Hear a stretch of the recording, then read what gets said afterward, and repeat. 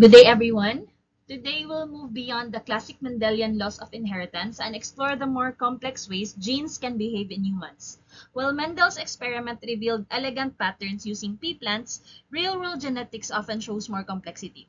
Genes can interact with each other, the environment, or even reside outside the nucleus. So in this lecture, I will help you understand these exceptions, or rather extensions, that still follow Mendel's principles at the genotypic level, but manifest differently in the phenotypes. So this will be our learning objectives for this lecture. Gregor Mendel's work formed the foundation in genetics, but his P traits were conveniently simple. Each trait controlled by a single gene on different chromosomes. But in humans, things are rarely that simple. Genes will interact, mutate in multiple ways, and sometimes live outside the nucleus. So today's chapter explores these extensions, showing that Mendel's laws will still apply at the level of the alleles and gamete segregation, but phenotypes can vary due to additional layers of complexity. A lethal allele combination results in death, whether early in embryonic life or later in adulthood. So from a genetic standpoint, lethality means that the individual cannot reproduce and thus cannot pass on that allele. So this distorts the typical Mendelian ratio because one genotype never survives to be counted among the offspring. A classic example of this is the yellow coat gene, the AY in mice. Crossing two yellow mice will yield 1/4 homozygous AY, which is lethal, 1/2 heterozygous AY, which is yellow, and 1/4 homozygous A, which is agouti. Because the homozygous AY embryos die, the live offspring will now show a 2:1 ratio of yellow to agouti coats. No? So this demonstrates how lethal alleles alter the expected phenotypic ratio while still following the Mendelian segregation. Achondroplasia illustrates a classic lethal allele. So two heterozygous parents have a 25% chance of producing a homozygous dominant embryo, but this genotype is non-viable. No? So this is lethal. Therefore, among the live births, the ratio will now become 2:1 now rather than 3:1. So this principle that death alters phenotypic ratio explains why certain traits appear to break Mendel's expected numbers. A single gene can mutate in many different ways. It's like making different typos in a same sentence, no? So these alternative versions are called multiple alleles. So even though the individual only will carry two, one from the mother and one from the father, not versions of that gene, the entire population may have dozens of versions, no? For example, this can also be seen in diseases like cystic fibrosis. It's the perfect example. Some mutations cause severe respiratory disease, while others only have mild symptoms. So this variation has a diagnostic and prognostic value in clinical genetics. Not all dominant recessive relationships are absolute. No? As you can see in this slide, you have complete dominance, incomplete dominance, and codominance. So your complete dominance, we've discussed this before, one allele entirely masks the other trait. No? Okay. So combining a homozygous red flower with a homozygous white flower will all yield red offspring. Even though they're heterozygous, the white trait is being masked by the dominant trait, which is the red one. Okay? So sometimes also, the heterozygotes will look like a blend of its parents. So that is your incomplete dominance. And some other time, both alleles will show fully in the offspring. So it's a combination of red and white flowers. So that is your codominance. Understanding this relationship helps interpret lab results such as blood types and enzyme activity levels. So let's look at each type now with medical relevance. So for incomplete dominance, our example will be familial hypercholesterolemia. It's caused by a defect in your LDL receptor gene leading to cholesterol level abnormalities in the individual. Okay? So for heterozygotes, they will express half the normal receptor level because they still have the normal allele. So they will just express half the normal receptor level. This is enough already for partial health, but still they will have higher cholesterol levels than normal people. The homozygotes, they will have none entirely. This will lead to lethal early onset heart disease. So this condition clearly demonstrates how phenotype intensity will correlate with gene dosage. So in codominance, both alleles will be expressed fully rather than blending. Okay, the ABO blood group illustrates this perfectly. Okay, so for the antigens, no, the gene is I and it has three alleles: IA, IB, and small I. Okay, for IA, it produces your antigen A. For IB, it produces your antigen B, and for I, it produces no antigen. Okay, so if you have a homozygous IA or heterozygous I, which is dominant, and your recessive I with no antigen, you get type A. Okay? So if you have the IB gene, no, homozygous IB, or similar, no, heterozygous IB with the recessive small I, no, you get the type B. Okay? You have the B antigens on the red cells. Okay? If you have II, okay, which is recessive, no, you do not express the antigens. You get type O blood type, no? So, the codominance appears here, okay? So, your type AB individuals, they will both have antigen A, no, and antigen B on the surface of their red cells, no? They're being expressed equally, okay? So, this is codominance. Clinically, your ABO blood group system is crucial in transfusion medicine, no? And it shows that Mendel's segregation still applies at the genotype level, even if both traits appear together. Let's pause here. We've covered how gene variants and allele interactions influence the phenotypes. These aren't exceptions, but actual refinements of Mendel's work. In this next section, we'll discuss gene interactions, how one gene can modify or suppress another gene, leading to phenomena like epistasis, penetrance, and pleiotropy. So let's discuss them. So what is epistasis? Epistasis occurs when the product of one gene interferes with or suppresses another gene's phenotypic expression. Okay, as you can see in this picture, you have both brown hair genes, but another gene will interfere, no, and will cause changes in the phenotype. Your MCR1 gene will cause brown hair, but if there's another variant of this gene, even though you have the genes for the brown hair, okay, the one that will be shown in the phenotype is red. Okay? So think of it as one gene covering up the effect of another, even though both are present and active. So this concept is crucial in human genetics where multiple pathways interact. Unlike your dominance, which is an intragene relationship, no? Epistasis is intergene. So in between two genes or many genes between different loci. Again, epistasis means one gene will mask another, but the masked gene is still present and it's still active, no? But its effect is just hidden. The first mechanism is protein inactivation, where one gene's product will block another. The second one is when a gene removes or fails to produce a precursor, stopping the pathway before the next gene can act. The third is when interaction will prevent the final phenotype from forming. So this image shows how epistasis works between two genes. One will control the hair color, no? That is your B gene, and another one will control the pigment production, that is your A gene.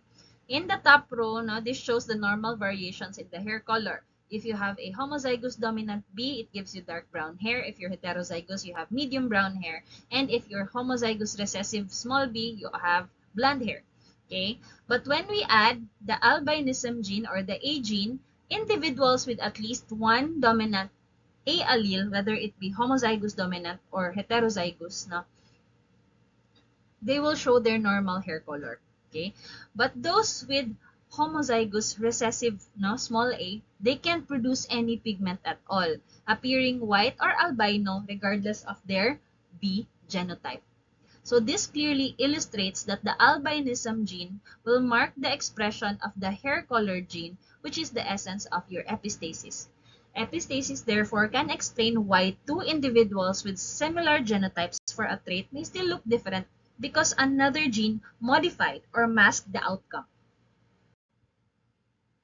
So the Bombay phenotype, no, also demonstrates epistasis in humans. So these people, they have the homozygous recessive H antigen. No? So they do not have the big H antigen, which is the base molecule required for A antigens and B antigens in your red blood cells to bind. No? Remember earlier, the binding of your A and B antigens on the surface of the red cell, no? That makes your ABO phenotype. So as a result, because they do not have the thing that is required for your A and B antigens to bind, regardless of their ABO genotype, no, it could be IA or IB, no, genotypes, they don't show those antigens when tested. Okay, so they will always test as type O. Okay, this is not a laboratory error, it's a genetic masking effect. No, they cannot express their antigens because there's no place for their antigens to bind because they don't have the H antigen. So understanding this is important in transfusion medicine and paternity testing where phenotype alone can be misleading. We also have modifier genes. No? So in your spinal muscular atrophy disease or SMA disease, mutations can shorten your motor neuron axons. No? So when these motor neuron axons are shortened, they cannot reach the muscles and they cannot send signals. As a result, the muscle will weaken, no? They will atrophy because they're not stimulated. No? Okay. So this will lead to paralysis and early death. Yet, some siblings of these patients now with the same mutation, they will live symptom-free. Okay, you have different types. Others can able to stand and walk. Others are unable to even sit. No? So why is this happening? Because they also inherit a beneficial variant of your plastin-3 gene, which promotes stronger axonal growth. Okay, so other siblings, no, they inherited that beneficial plastin-3 gene, okay, which promotes stronger axonal growth. So this modifier effect is a form of protective epistasis, reminding us that the genome functions as a network and not in isolation. We also have penetrance. So it answers the question, if you have the gene, will you show it? For example, we have Huntington disease. No? If you have that gene, it will nearly always manifest. So it's said to be highly penetrant or have complete penetrance. Okay. In contrast, your polydactyly, it's incompletely penetrant. Not everyone with the mutant allele for polydactyly will develop extra fingers or extra toes. So, incomplete penetrance often arises from environmental influences or modifying genes that will suppress the expression of that mutated gene. Okay, so what about expressivity? It tells us the extent to which a trait is expressed. No? Imagine two people. They both have polydactyly alleles. While one has fully formed extra finger, the other has only a small tag of tissue on the side of the hand. No? Both will have the gene, but the degree of expression will differ.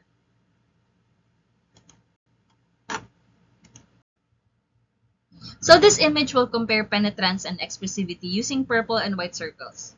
On the left, no, it shows your variable penetrance. This means that some individuals with the same genotype, so all of these genotypes are heterozygous B, okay, they will show the trait purple, while others do not. Okay, so this has variable penetrance. It's all or none. No? It shows the trait or it does not show the trait. In the middle, this is showing your variable expressivity, which means everyone will show the trait but at different intensities. Some light purple, some very dark purple. So that's variable expressivity.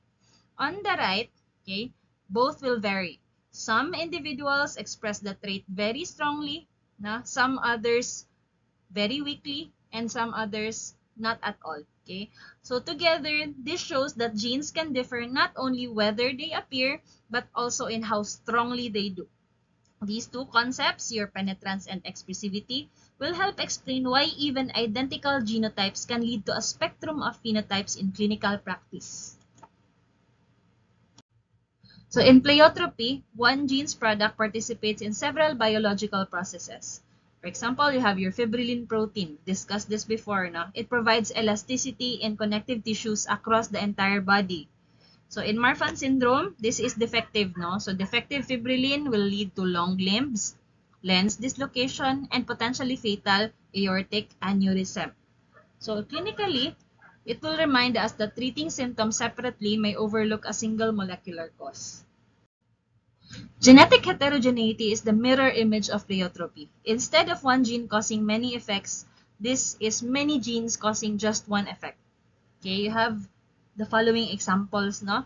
In liver congenital amaurosis, different gene defects all impair the photoreceptor function, and all of them will lead to blindness. In osteogenesis imperfecta, there is defect in many collagen genes. As you can see in the table, no, there are several collagen genes that are defective. No? They will produce fragile bones. So this explains why some families will show the same disease phenotype but test negative for a known gene, a reminder to consider multiple molecular causes. Phenocopies are fascinating because they show how environmental exposures can imitate inherited diseases. During the 1960s, the drug thalidomide, taken by pregnant women, they caused limb deformities in their children. This is identical to a rare genetic disorder called your inherited phocomelia. Similarly, a child infected with HIV might resemble one with congenital immune deficiency diseases. So these cases highlight why careful family exposure histories are vital in diagnosis. Here's a recap of the mechanisms that modify or obscure classic Mendelian inheritance. Notice how the same basic principles, you have your segregation and dominance, they still apply, but the biologic outcomes vary because of the gene interactions, environmental factors, or multi-gene involvement. So these extensions make genetics not only more complex, but also more clinically relevant. Until now, we've discussed inheritance involving nuclear genes, those found in autosomes or sex chromosomes. However, each of our cells also contains mitochondria, and mitochondria will have their own genes. To review, your mitochondria are small energy-producing organelles with their own circular DNA. These genes do not follow Mendel's rules because they're inheritedly exclusively from the mother. So understanding this pattern is essential in diagnosing certain neuromuscular and metabolic diseases involving the mitochondria. The mitochondrial genome is small but powerful.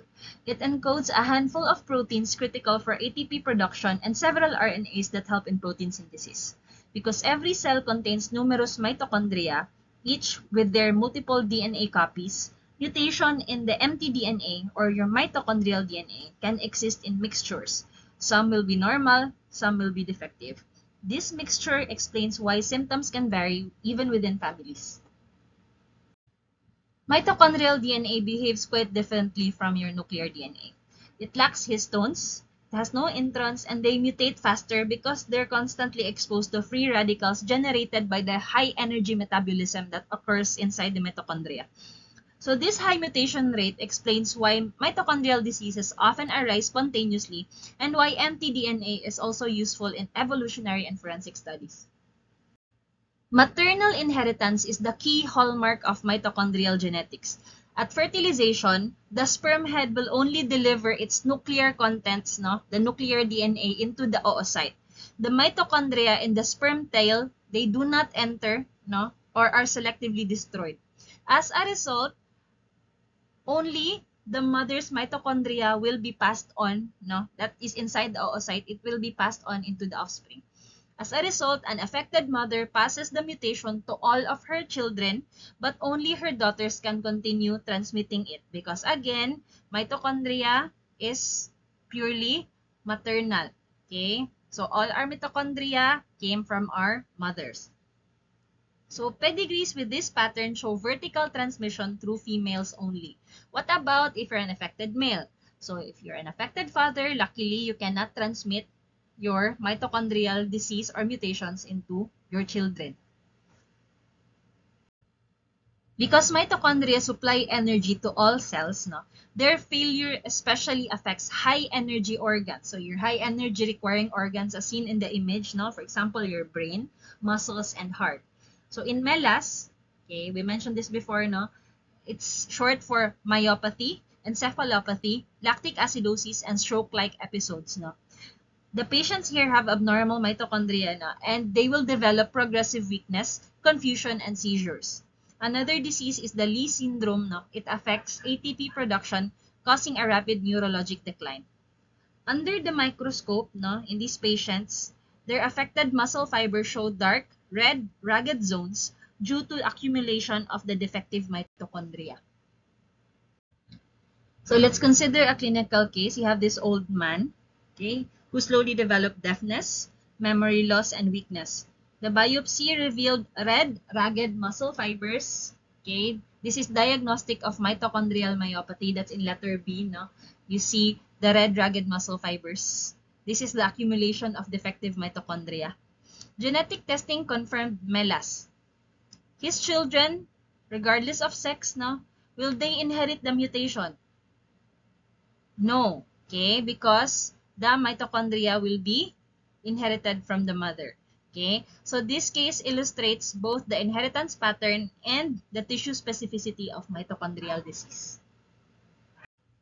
Heteroplasmy explains why mitochondrial diseases vary so widely, even among siblings. Because during egg formation, as you can see in the image, no, mitochondria are divided randomly. So one oocyte might receive the most healthy mitochondria, while the other oocyte will get mostly mutant ones. As a result, one sibling could be severely ill, while the other sibling appears to be normal, even though both inherited the same maternal mutation. So why does this happen? Okay, so it is explained by your threshold effect. So what is this threshold effect? It describes how mitochondrial mutation burden will determine the disease expression. In some tissues, like your brain, like the heart, no, they will require enormous energy output, no, and are more sensitive to mitochondrial damage. So if these tissues will exceed the mutation threshold, no, if these tissues have many mitochondria that are mutated, okay, because they need normal mitochondria, they need very high energy, okay, they are sensitive. So the symptoms will manifest earlier and more severely in these individuals, no? So that is your threshold model. So let's insert a little bioethics in our discussion now. Recently, scientists have explored mitochondrial replacement therapy to stop transmission of severe mitochondrial disorders. So the method will involve replacing the mother's defective mitochondria with a healthy donor mitochondria, creating what the media will call a three-parent baby. Now, you have your normal donor of the mitochondria, the mother of the baby, and the father. Okay, so that's the three-parent baby. Okay. So the child will now carry the nuclear DNA from both the parents and the mitochondrial DNA from the donor. While this can prevent lethal disease, it will raise ethical and safety debates about altering germline inheritance and the unknown long-term effects. No? The first healthy live birth using this three-parent mitochondrial replacement technique was reported in 2016. Beyond medicine, mitochondrial DNA has provided key insights in history and forensics. The Russian royal family, the Romanovs, no, you may have heard of them, they were identified decades after their execution using mtDNA analysis. Similarly, mtDNA confirmed the authenticity of the Louis XVII's preserved heart. Na? They wanted to know if it's really Louis XVII's preserved heart. Na? So, mtDNA from that heart tissue, no, it confirmed the authenticity of that specimen. Because mtDNA persists in old or damaged tissue, it remains a powerful tool for identity testing and ancestry studies. We've now covered how mitochondria add another layer of complexity to inheritance. Their independent genome, maternal transmission, and random segregation contribute to unpredictable patterns. In our final section, we'll return to the nucleus and explore how linked genes on the same chromosome violate independent assortment and allows us to map genes using recombination frequencies. So what is linkage? It's the phenomenon where genes close to one another on a chromosome are transmitted together. Okay, because they're very near each other, they're transmitted together. Mendel's second law assumes that genes are on different chromosomes. But in reality, many genes will be on the same chromosome. No? They will share the same chromosome. So when they're close enough, Crossing over between them is very rare already, so they travel as a package. Linkage underlies both unusual inheritance patterns and the construction of genetic maps. In genetics, linkage refers specifically to the physical proximity of genes in the same chromosome. So they're literally linked because they're part of the same DNA molecule. However, linkage is not absolute. Okay? They can separate, no, sometimes during crossing over at meiosis. They can swap chromosome segments, producing recombinant gametes. But the closer the two genes are, the less likely they're being separated, no, by crossing over. While studying P traits, Bateson and Punnett noticed deviations from the expected 9:3:3:1 in the dihybrid cross ratio. Instead, offsprings tend to resemble the parent combinations more often. So this was the first clue that genes located on the same chromosome could travel together during meiosis, marking the discovery of genetic linkage. No? It's a concept that revolutionized our understanding of inheritance.